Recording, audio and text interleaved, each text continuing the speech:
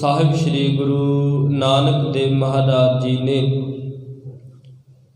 ਰਹਿਮਤ ਕਿਰਪਾ करके गुरु के चरणों दे विच हाजरियां भर रहे हो। गुरु की रहमत किरपा सदका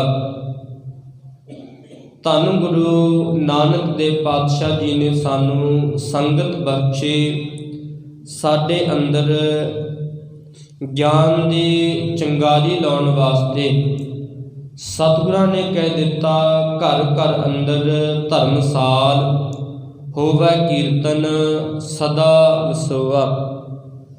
गुरु के सिख ने सतगुरां दे पावन बोलां ते चलना है। तो साहब जी कह रहे हैं तेरा मन रूपी घर अते तेरा संसारक घर दोनों दे विच रब जी की कीर्ति होवे। एक कीर्ति करन दा ढंग सिक्ख्या सानू कित्थों मिलेगी? धन गुरु ग्रंथ साहिब महाराज जी के चरणों विच आउण करके, गुरु के चरणों विच बैठण करके अते गुरु तो ज्ञान समझ कथा विचार द्वारा लेना है। तो अज दे हुक्म द्वारा सतगुरां ने तरस करके अमृतमय उपदेश बख्शिश कीता है। धनासरी राग दे अंदर महला पंजवां भाव पंचम शहनशाह पंचम गुरुदेव धन धन साहिब श्री गुरु अर्जुन देव पातशाह जी की मुबारक रसना दे विचों उच्चारण किया होया पावन वाक है। तो सतगुरां ने 672 अंक ते इस हुक्म नूं सुभाएमान किया है। साहब जी हुक्म दे रहाओ वाले बंद अंदर की बख्शिशां कर रहे ने। शब्द लंबेरा है, आओ संखेप रूप सतगुरां दे रहमत बख्शिश सदका रल मिल के विचारीए जे। दिखिया मह कि नहीं तृप्त ना पाई। सतगुरु जी कह रहे ने ऐ दुनिया दे लोगो, जे विख्या दे विच जुड़ोगे, विख्या दे विच फसोगे, तृप्ति कदे नहीं आउणी, रज कदे नहीं आउणा। विख्या संसार दे झूठे पदार्थ क्योंकि गुरमुखो वरतन वास्ते चाहिए भी ने। सतगुरु जी कह रहे हैं इन्हां विच मस्त ना हो जावीं, इन्हां विच फस के रब नूं ना भुला देवीं। विख्या संसारक माया नूं विकिया, सच्ची सुच्ची किरत भागां वालिओ साहब जी कह रहे हैं तेरे वास्ते अमृत दा कम करेगे अते 2 नंबर दी कमाई तेरे वास्ते विख्या है। जहर है धोखा धड़ी दा कीता होया 1 रुपया भी सतगुरु जी कह रहे ने जहर है।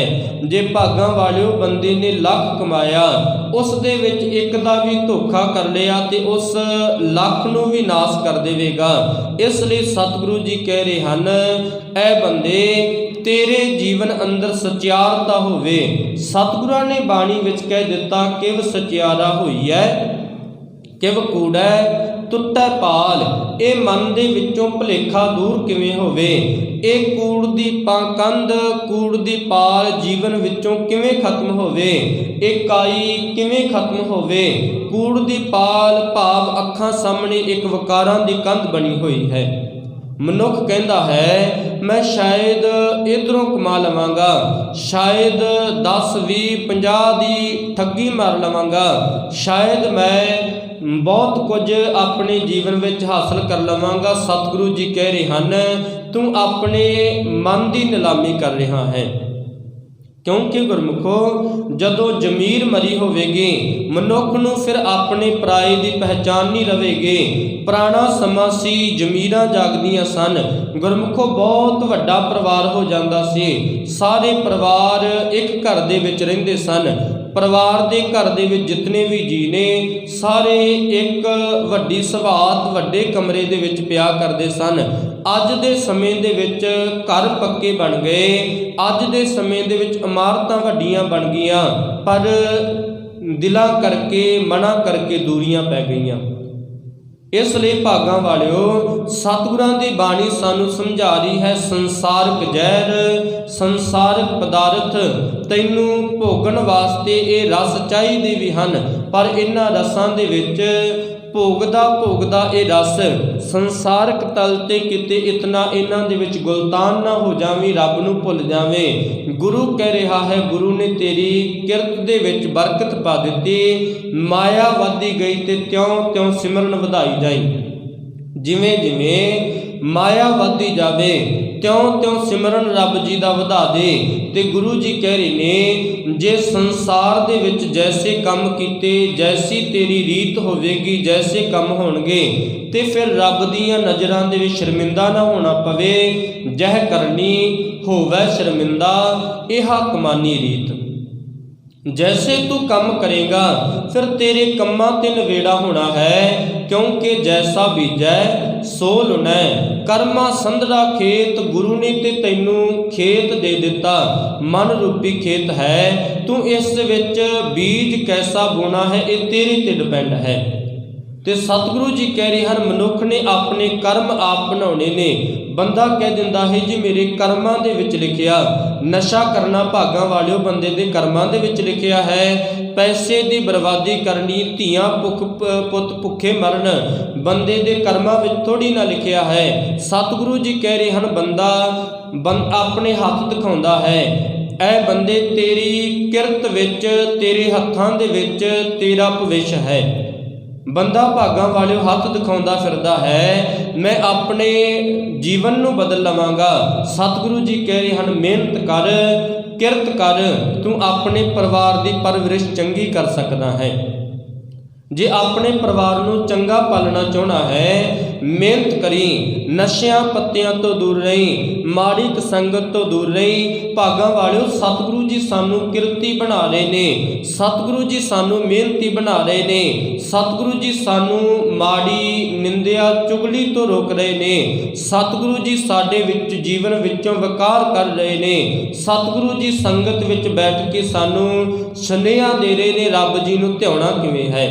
ਸਤਿਗੁਰੂ ਜੀ ਸਾਨੂੰ ਸੁਨੇਹਾ ਦੇ ਰਹੇ ਨੇ, ਤੇਰੇ ਅੰਦਰ ਸੱਚ ਕਿਵੇਂ ਆਵੇ, ਜ਼ਮੀਰ ਕਿਸ ਤਰ੍ਹਾਂ ਜਾਗਦੀ ਰਵੇ। ਸਤਿਗੁਰੂ ਜੀ ਸਮਝਾ ਰਹੇ ਨੇ, ਤੇਰੇ ਅੰਦਰ ਦ੍ਰਿੜਤਾ ਨਾਮ ਵਾਲੀ ਕਿਵੇਂ ਆਵੇ।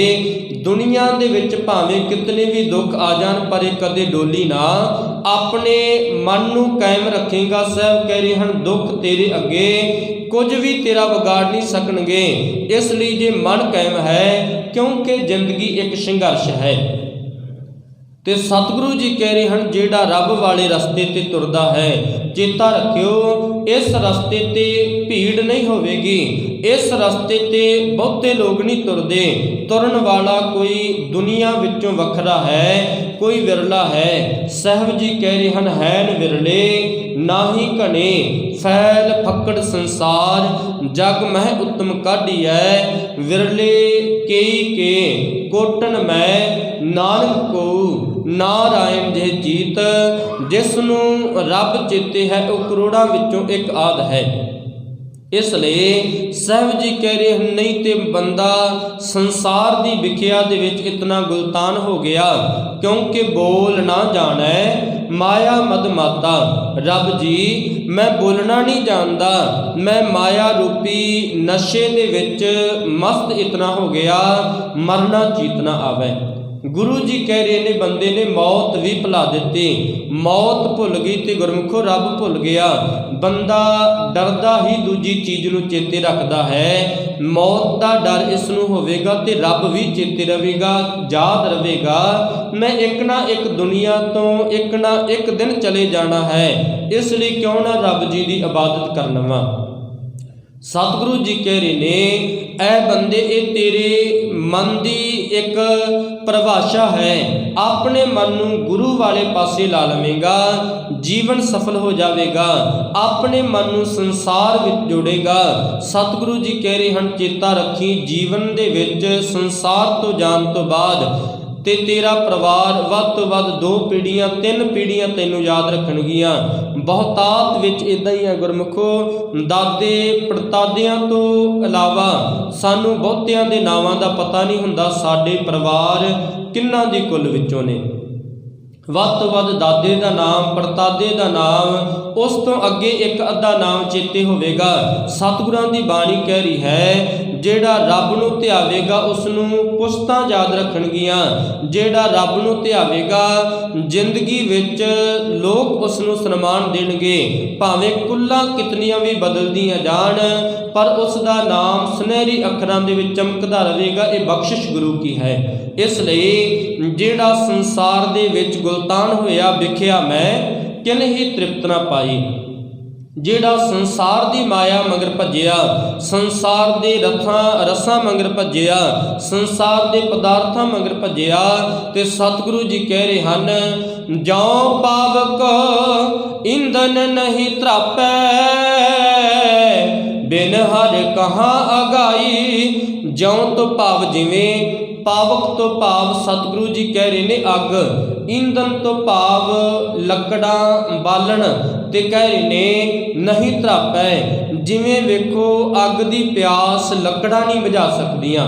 ਲੱਕੜ ਦੇ ਵਿੱਚ ਅੱਗ ਪਹਿਲਾਂ ਤੋਂ ਮੌਜੂਦ ਹੈ, ਪਰ ਆਪਣੇ ਆਪ ਨਹੀਂ ਲੱਗਦੀ। ਜਿਵੇਂ ਗੁਰਮੁਖੋ ਮਨੁੱਖ ਦੇ ਸਰੀਰ ਦੇ ਵਿੱਚ ਸਾਰੇ ਵਿਰੋਧੀ ਤੱਤ ਨੇ। ਪਾਣੀ ਦਾ ਤੇ ਗੁਰਮੁਖੋ ਅੱਗ ਦਾ ਕੋਈ ਮੇਲ ਨਹੀਂ, ਹਵਾ ਦਾ ਤੇ ਪਾਣੀ ਦਾ ਕੋਈ ਮੇਲ ਨਹੀਂ। ਹਵਾ ਆਉਂਦਾ ਹੈ ਤੇ ਗੁਰਮੁਖੋ ਲਹਿਰਾਂ ਉਡਾ ਕੇ ਤਾਂ ਨੂੰ ਲੈ ਜਾਂਦੀਆਂ ਨੇ। ਹਵਾ ਪਾਣੀ ਦੇ ਵਿੱਚੋਂ ਬੱਦਲ ਉਡਾ ਕੇ ਤਾਂ ਨੂੰ ਲੈ ਜਾਂਦੇ ਨੇ। ਸਤਿਗੁਰਾਂ ਦੀ ਬਾਣੀ ਕਹਿ ਰਹੀ ਹੈ, ਸਾਰੇ ਇੱਕ ਦੂਜੇ ਦੇ ਵਿਰੋਧੀ ਤੱਤ ਨੇ। ਅੱਗ ਦਾ ਤੇ ਹਵਾ ਦਾ ਮੇਲ ਨਹੀਂ। ਅੱਗ ਚਲਦੀ ਹੈ, ਹਵਾ ਚਲਦੀ ਹੈ, ਅੱਗ ਨੂੰ ਬੁਝਾ ਦਿੰਦੀ ਹੈ। ਪਾਣੀ ਦਾ ਤੇ ਗੁਰਮੁਖੋ ਵੇਖੋ, ਇੱਕ ਮਨੁੱਖ ਦੇ ਸਰੀਰ ਦੇ ਵਿੱਚ ਆਕਾਸ਼ ਦਾ ਤੇ ਧਰਤੀ ਦਾ ਮੇਲ ਕੋਈ ਨਹੀਂ। ਆਕਾਸ਼ ਤੱਤ ਕਰਕੇ ਬੋਲ ਰਹੇ ਹਾਂ, ਤੇ ਸਤਿਗੁਰੂ ਜੀ ਕਹਿ ਰਹੇ ਨੇ ਪੰਜੇ ਦੇ ਪੰਜੇ ਤੱਤ ਵਿਰੋਧੀ ਨੇ, ਪਰ ਗੁਰੂ ਨੇ ਇੱਕ ਸਰੀਰ ਵਿੱਚ ਟਿਕਾ ਦਿੱਤੇ। ਇਸੇ ਤਰ੍ਹਾਂ ਅੱਗ ਲੱਕੜ ਦੇ ਵਿੱਚ ਹੈ, ਪਰ ਲੱਕੜ ਨੂੰ ਇੱਕਦਮ ਸਾੜਦੀ ਨਹੀਂ, ਆਪਣੇ ਆਪ ਅੱਗ ਨਹੀਂ ਲੱਗਦੀ। ਜਿਤਨਾ ਸਮਾਂ ਕੋਈ ਬੰਦਾ ਅੱਗ ਨਾ ਲਾਵੇ, ਕੋਈ ਇਨਸਾਨ ਅੱਗ ਨਾ ਲਾਵੇ। ਸਤਿਗੁਰੂ ਜੀ ਕਹਿ ਰਹੇ ਹਨ, ਐ ਬੰਦੇ, ਜਿਵੇਂ ਅੱਗ ਦੀ ਪਿਆਸ ਲੱਕੜਾਂ ਨਹੀਂ ਬੁਝਾ ਸਕਦੀਆਂ, ਬਾਲਣ ਜਿਤਨਾ ਮਰਜ਼ੀ ਲਾਈ ਜਾਓ, ਸਾਰਾ ਸਾੜ ਕੇ ਅੱਗ ਸਵਾਹ ਕਰੀ ਜਾਵੇਗੀ। ਸਤਿਗੁਰੂ ਜੀ ਕਹਿ ਰਹੇ ਹਨ, ਐ ਬੰਦੇ, ਤੇਰੇ ਸਵਾਸ ਬਾਲਣ ਨੇ। ਇਹ ਕਾਮ ਕ੍ਰੋਧ ਅਲੋਭ ਮੋਹ ਉਹ ਅੱਗ ਹੈ। ਤੂੰ ਇਸ ਅੱਗ ਦੇ ਵਿੱਚ ਆਪਣੇ ਸਵਾਸਾਂ ਰੂਪੀ ਬਾਲਣ ਨੂੰ ਡਾਹੀ ਜਾ ਰਿਹਾ ਹੈ, ਆਪਣੇ ਸਵਾਸ ਨਸ਼ਟ ਕਰੀ ਜਾ ਰਿਹਾ ਹੈ। ਇਹ ਵਕਾਰ ਤੇਰੇ ਸਵਾਸਾਂ ਰੂਪੀ ਬਾਲਣ ਨੂੰ ਸਵਾਹ ਕਰੀ ਜਾ ਰਹੇ ਨੇ। ਸਭ ਕਹਿ ਰਹੇ ਹਨ, ਐ ਬੰਦੇ ਸੁਚੇਤ ਹੋਣਾ ਕਰ, ਬਿਨ ਹਰ ਕਹਾਂ ਅਗਾਏ। ਇਸ ਤੋਂ ਸਤਿਗੁਰੂ ਜੀ ਕਹਿ ਰਹੇ ਹਨ, ਚੇਤਾ ਰੱਖੀ, ਕੇਵਲ ਸਵਾਹ ਹੀ ਪੱਲੇ ਪਵੇਗੀ। ਛੁੱਟੇ ਤਿਲ ਬੁਆੜ ਜਿਉ, ਸੁੰਨੇ ਅੰਦਰ ਖੇਤ, ਖੇਤੈ ਅੰਦਰ ਸੁੱਟਿਆ, ਕਹੋ ਨਾਨਕ ਸੋ ਨਾ। ਸਾਹਿਬ ਜੀ ਕਹਿ ਰਹੇ ਹਨ, ਰੱਬ ਨੂੰ ਧਿਆਉਣਾ ਕਰ, ਰੱਬ ਜੀ ਦੀ ਇਬਾਦਤ ਕਰ। ਜਿਵੇਂ ਕਿਸਾਨ ਫਸਲ ਬੀਜਦਾ ਹੈ, ਤੇ ਗੁਰਮੁਖੋ ਇੱਕ ਤਿਲਾਂ ਦਾ ਬੂਟਾ ਕਿਸਾਨ ਦੇ ਖੇਤ ਦੇ ਵਿੱਚ ਰਹਿ ਗਿਆ। ਕਿਸਾਨ ਨੇ ਗੁਰਮੁਖੋ ਅੱਗ ਲਾਈ, ਸਾੜਿਆ, ਤੇ ਗੁਰਮੁਖੋ ਫਿਰ ਵੀ ਇੱਕ ਵੱਟ ਤੇ ਉਹ ਬੂਟਾ ਖੜਿਆ ਰਿਹਾ, ਥੋੜਾ ਜਿਹਾ ਜਲਿਆ ਸੜਿਆ ਖੜਿਆ ਰਿਹਾ। ਜਦੋਂ ਉਸ ਦੀਆਂ ਫਲੀਆਂ ਖੋਲ ਕੇ ਦੇਖੀਆਂ ਤੇ ਫਲੀਆਂ ਦੇ ਵਿੱਚੋਂ ਕੇਵਲ ਸਵਾਹ ਹੀ ਮਿਲੀ।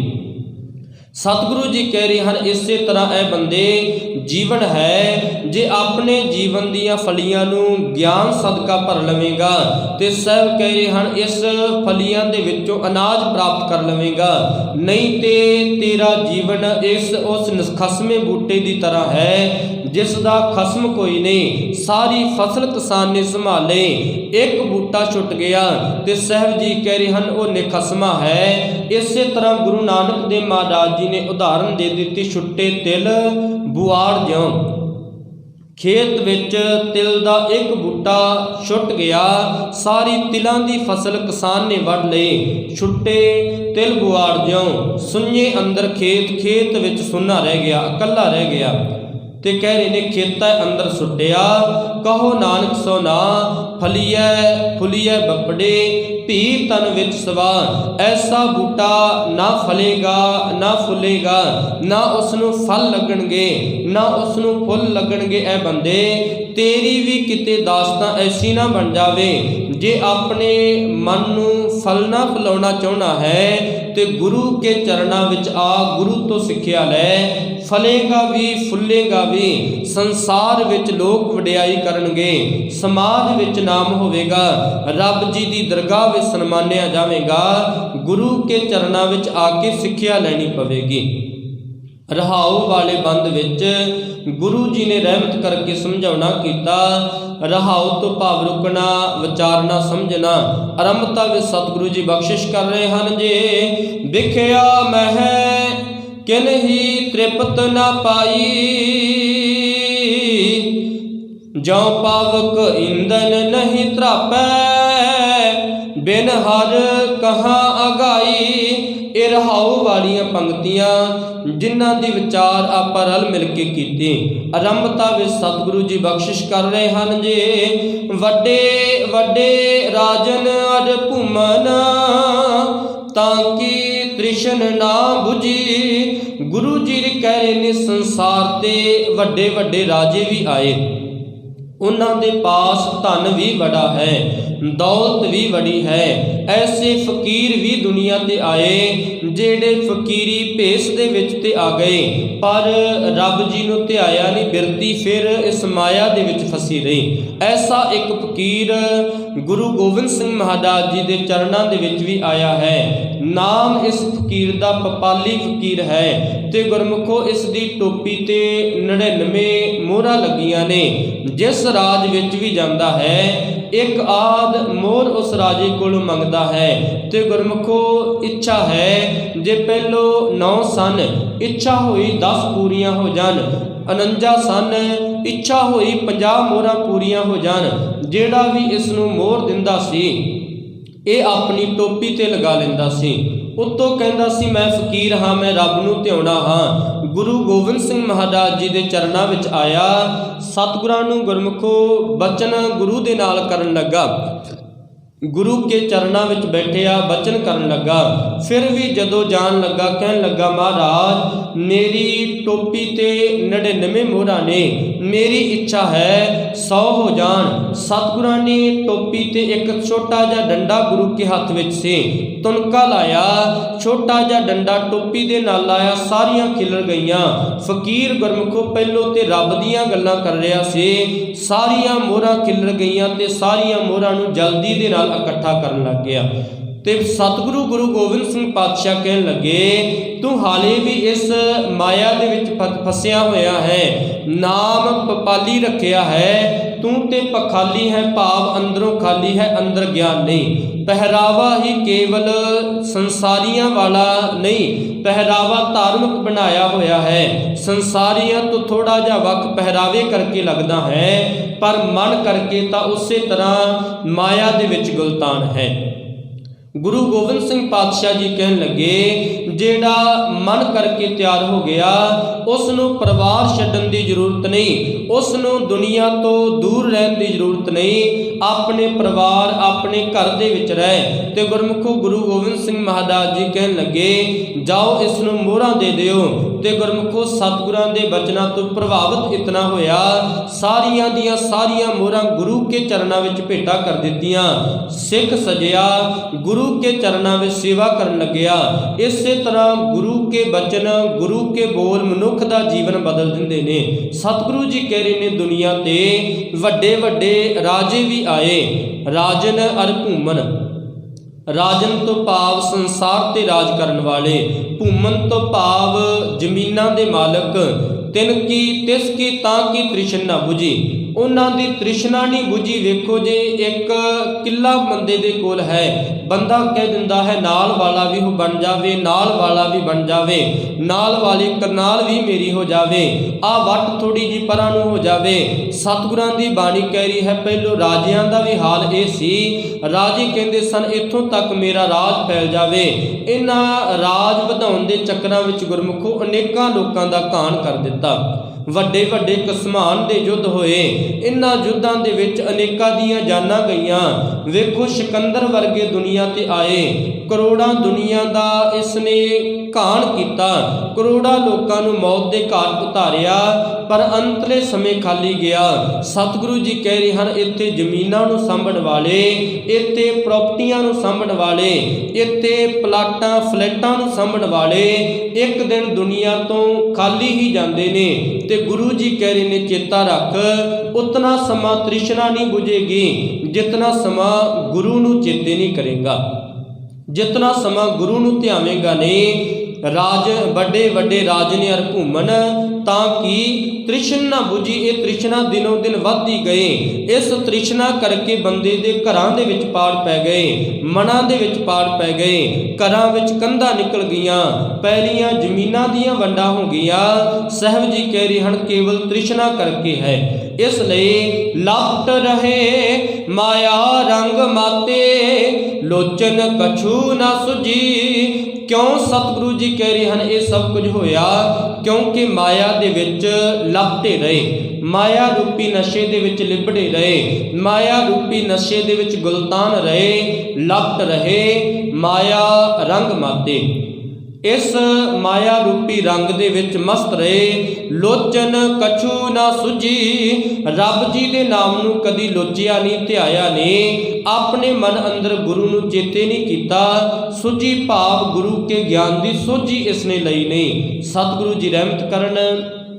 ਗੁਰ ਹੁਕਮ ਦੇ ਸੰਖੇਪ ਜੀ ਵਿਚਾਰ ਕੇਵਲ 4 ਪੰਕਤੀਆਂ ਦੇ ਗੁਰੂ ਰਹਿਮਤ ਸਦਕਾ ਆਪ ਸੰਗਤਾਂ ਦੇ ਨਾਲ ਸਾਂਝੀ ਕੀਤੀ। ਪਾਤਸ਼ਾਹ ਜੀ ਵਿਚਾਰਾਂ ਕਰਨ ਦੇ, ਬਾਣੀ ਪੜ੍ਹਨ ਦੇ, ਸੇਵਾ ਕਰਨ ਦੇ ਸੋਝੀ ਸਮਤ ਦੇਣ ਜੇ। ਹੋਈਆਂ ਭੁੱਲਾਂ ਦੀ ਖਿਮਾ। ਸੋ ਵੱਧ ਤੋਂ ਵੱਧ ਸੰਗਤਾਂ ਸਤਿਗੁਰਾਂ ਦੇ ਪਾਵਨ ਚਰਨਾਂ ਦੀਆਂ ਹਾਜ਼ਰੀਆਂ ਭਰਿਆ ਕਰੋ ਜੇ। ਅੰਮ੍ਰਿਤ ਛਕੋ, ਸਿੰਘ ਸਜੋ, ਗੁਰੂ ਵਾਲੇ ਬਣੋ, ਆਪ ਜੁੜੋ। ਆਪਣੇ ਬੱਚਿਆਂ, ਸੰਗੀਆਂ, ਸਾਥੀਆਂ ਨੂੰ ਸਤਿਗੁਰਾਂ ਦੇ ਪਾਵਨ ਚਰਨਾਂ ਵਿੱਚ ਜੋੜੋ, ਤਾਂ ਕਿ ਮਾੜੀ ਸੰਗਤ ਤੋਂ ਬਚ ਕੇ ਗੁਰੂ ਕੀ ਸੰਗਤ ਕਰਕੇ, ਗੁਰੂ ਗੁਰੂ ਜਪ ਕੇ